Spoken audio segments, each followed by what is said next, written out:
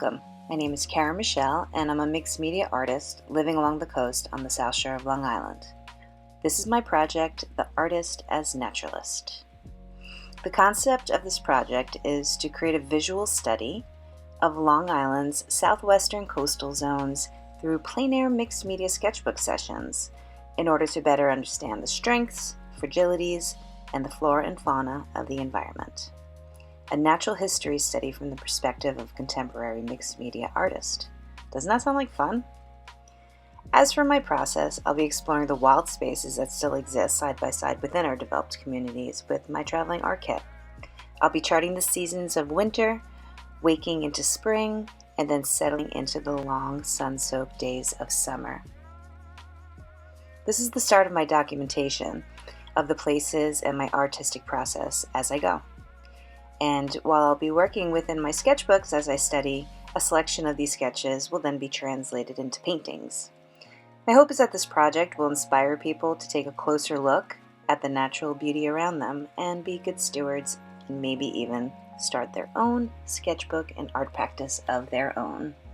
And so for the maiden voyage of this project, I decided to start right here at home at Musselm Beach in Island Park. I love this place. You feel like you're a million miles away from the hustle and bustle of everything around you, and you're literally sitting right in there with nature.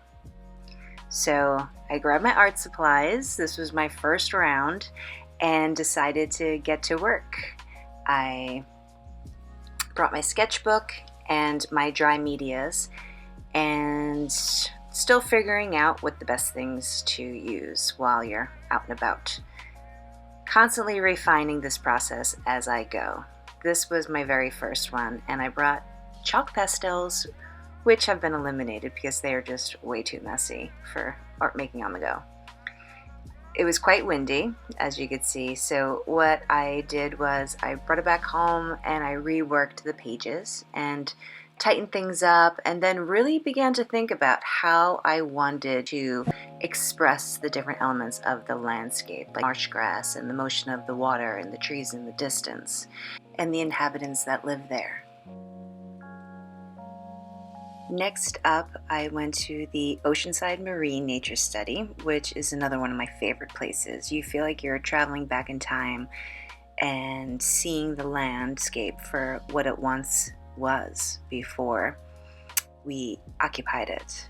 Any place that has a clamshell pathway is my kind of place. So I did a bunch of exploring. I took tons and tons and tons of photographs because it's winter and it's cold. My hands just can't work outside right now the way that I want them to in this temperature. But I do still want to capture the essence of the marshlands in the winter, so that as the seasons progress and we see them come to life, it's going to feel so exciting. Things are pretty quiet right now, but once the osprey come back, then we know spring is here.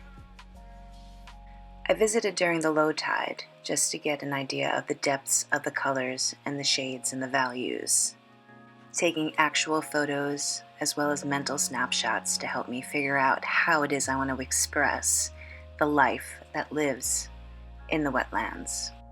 Working on the color palette and the materials and mediums that will best portray the expression of that landscape. So here's what's worked best for me so far. It's all about repetition, I've discovered. So taking one sketch from the landscape and repeating that sketch 2 or even 3 times to rediscover that landscape or see it in a different way. How you want to portray the plants, how you want to portray the motion of the water. And this has really helped me tremendously. And after a few weeks of doing this, I really started enjoying the results I was getting, whether it's just completely simplifying the landscape to a minimum or playing around with stylizing the perception of the surroundings. Next up, I went to another one of my favorite spaces, which is the Lido Beach Passive Nature Area. And this place is also absolutely incredible. The views that you see from all of their trails are just spectacular. And this is definitely a space I'm going to be visiting again throughout the seasons. So I wanted to be sure that I came during the winter months to really get a feeling for the winter color palette and also get a feel for the solitude that exists here within the winter months. There is still not a lot of birds, not a lot of plants, but there are still lots of signs of life once you get out there and you poke around and you take a look. I took lots of photos here as well, and again, a clamshell path, and created quite a nice little library for myself for reference materials. The beauty of working within a sketchbook is that you can make much more art than if you were deciding to put each one of these things on a canvas. So you're a little bit looser, you're a little bit more open to ideas of different compositions and different subject matter. And that's one of the things I love about it. And it is, once again, you can see here it's repetition. I'm taking the same ideas and working them multiple times until I get it to a point where it feels good.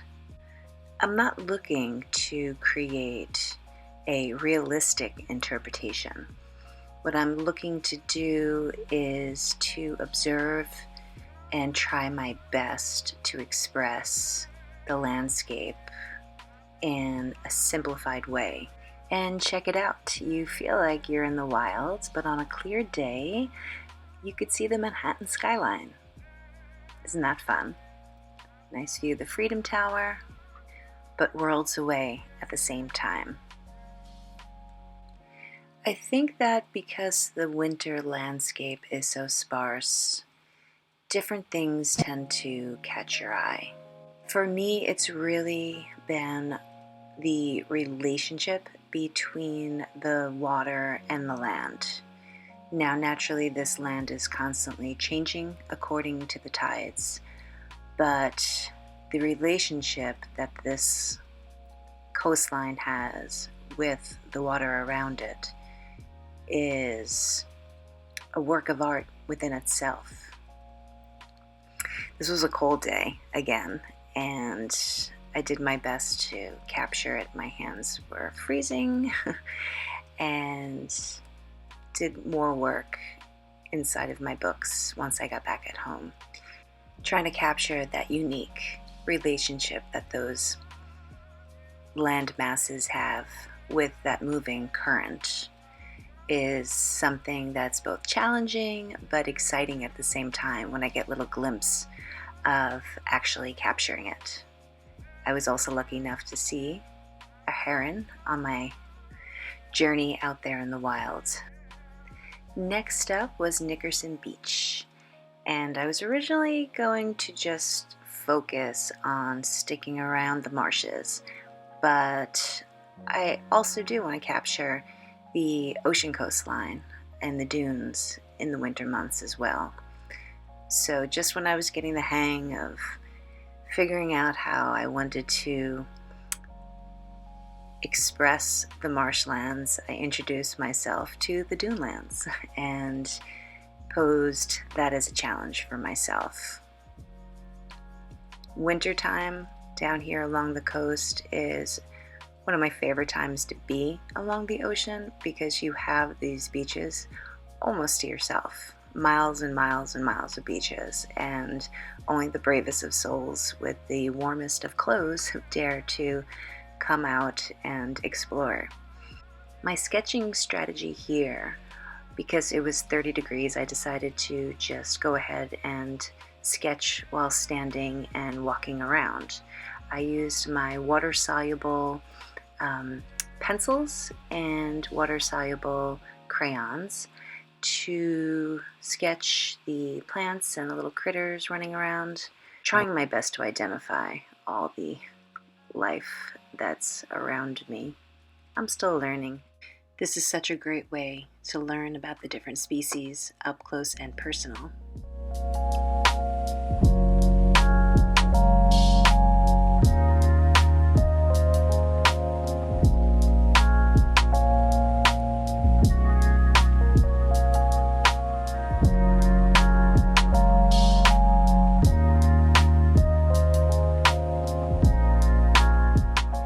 So my plans for moving forward within this project is sharing the process as I go.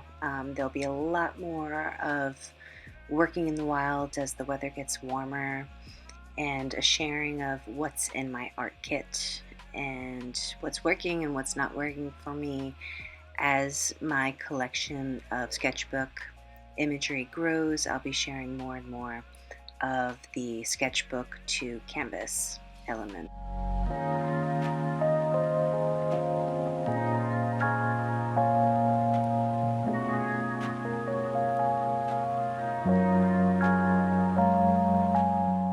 This here is a sketchbook that I made by hand, especially to hold my finalized sketches, meaning the sketches that I'm happy with the results of the landscape interpretation, the keepers, so to speak. Charting my colors and subject matter, even some identification within there as well. And I'm going to set up a tutorial for how to make these journals. They're super simple to make, and really you can make it with any kind of paper you like to work with. This is just a basic 80-pound all-purpose paper. It's not even necessarily an art paper. I got it at the office supply store.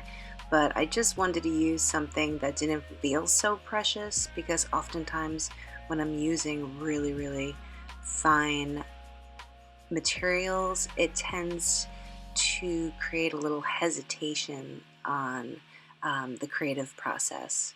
So far so good. This is working. I started doing some blue watercolor washes over the blank pages, just because many of my subject matter right now with this project is landscapes.